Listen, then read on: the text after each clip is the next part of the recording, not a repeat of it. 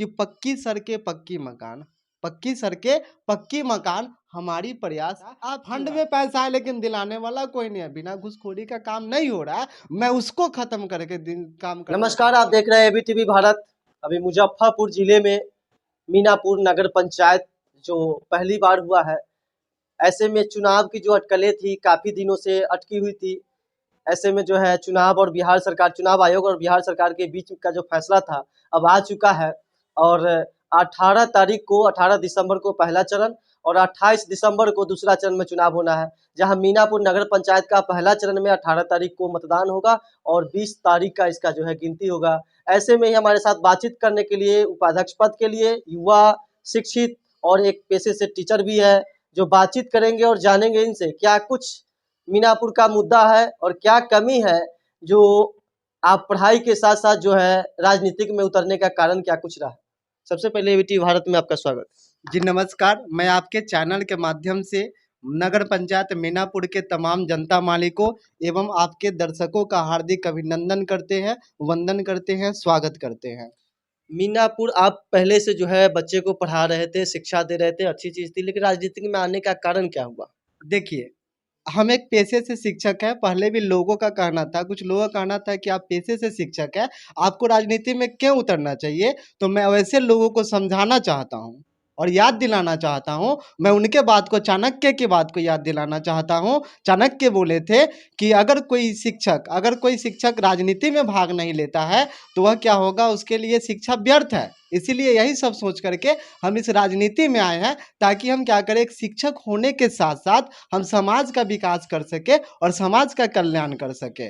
मीनापुर में अभी तक आप लगभग जो है दौरा कर रहे हैं, हर वार्ड, हर पंचायत, तो उसमें क्या-क्या कमी अभी तक आपको नज़र आया है? देखिए, मीनापुर के 18 पंचायत, 18 वार्ड का हम लोगों ने क्या किया, भ्रमण किया है। तो भ्रमण करते हुए जब लोगों से हमारी बातचीत हुई तो लोग बहुत दर्द में दिखाई देते हैं। लोग जो है ना एकदम आज भी एकदम किसी तरह नहीं कहते, किसी तरह मतलब बिना भोजन अन्न पानी के जीने के लिए बेबस है। क्यों बेबस है? क्योंकि उनके पास अच्छे घर नहीं है, उनके पास रोड नहीं है, उनकी समस्या सुनने वाला कोई नहीं है। एक ऐसा जगह पे भ्रमण किया है जहाँ पे गाड़ी जाने के लिए रास्ता नहीं है, वहाँ पे हम पैदल जाना पड़ा हमको। तो वह सब देख के हमको बहुत दुख होता है कि आखिर क्या मीनापुर में आखिर क्या ऐसे बात है जो नगर पंचायत हो गया लेकिन आज फिर भी आज उसका विकास नहीं हुआ है। आज बात करते हैं तो जैसे ही गाँव में जाते हैं तो वहाँ की महिलाएं जो होती है कहती कन्या विवाह योजना का हमको लाभ नहीं मिला। कोई कहते हैं कि कोई हमको कहते हैं कि वृद्धा पेंशन का लाभ नहीं मिला। कोई कहते हैं यहाँ पे सड़कें नहीं है, कोई कहते हैं सड़कें बनवाइएगा, एक वादा करिए तब जा करके हम वोट देंगे।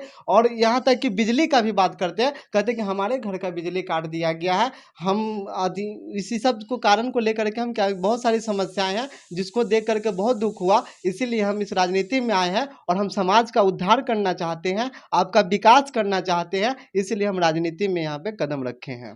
चुनाव लड़ने से पहले हर नेता जो छोटा से लेकर के विधानसभा, लोकसभा लड़ते हैं, सब लोग वादे करते हैं, लेकिन लोग आप पर ही विश्वास कैसे करें कि आप चुनाव जीतने के बाद काम कर पाएंगे? देखिए, हम लोगों को विश्वास, अपने जनता मालिकों को विश्वास दिलाना चाहते हैं कि हम एक पेशे से शिक्षक है। एक टीचर जो होता है ना, अपने नाम के लिए डरता है, अपने बदनामी से डरता है। वह कभी नहीं चाहता है कि हमारी बदनामी हो। वह कभी भ्रष्टाचार की बात नहीं करता है, वह घुसखोरी की बात नहीं करता है। एक ईमानदार एक शिक्षक ही होता है जो ईमानदार से किसी समाज का विकास कर सकता है। और टीचर को इसमें भाग लेना चाहिए, क्योंकि वही हमारे समाज का क्या कर सकते हैं, अच्छे ढंग से विकास कर सकते हैं। वह जैसे कि अभी नगर पंचायत बना है तो पहले वाली बात तो है नहीं, जो किसी तरह से क्या हो जाएगा, काम हो जाएगा। यहाँ पे पढ़े लिखे लोगों को चाहिए, योजना लाने वाले लोग चाहिए। और जब योजना लाने वाले लोग ही नहीं रहेंगे तो विकास कैसे होगा? अगर अनपढ़ जीत जाता हो तो दलालों के चक्कर में पड़ जाएगा, दलाल से काम करवाएगा तो पैसा लेगा। अगर शिक्षित रहेगा तो अपना काम करेगा, अपने विवेक से, अपने स्व विवेक से काम करेगा और समाज में क्या करेगा, विकास का काम करेगा। अगर चुनाव जीतते हैं तो सबसे पहला आपका कौन सा काम होगा?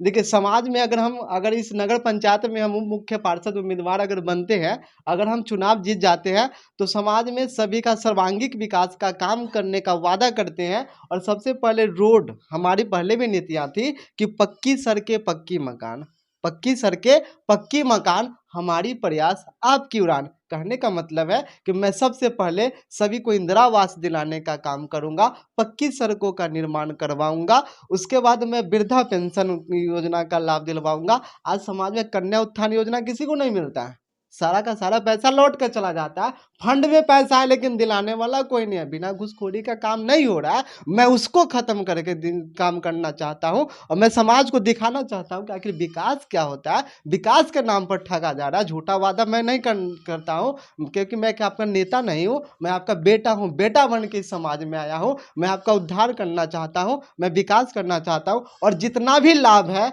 सरकारी जितना भी लाभ है, उस सब लाभ को मैं दिलाना चाहता हूँ। जनता से क्या अपील करना चाहेंगे आप?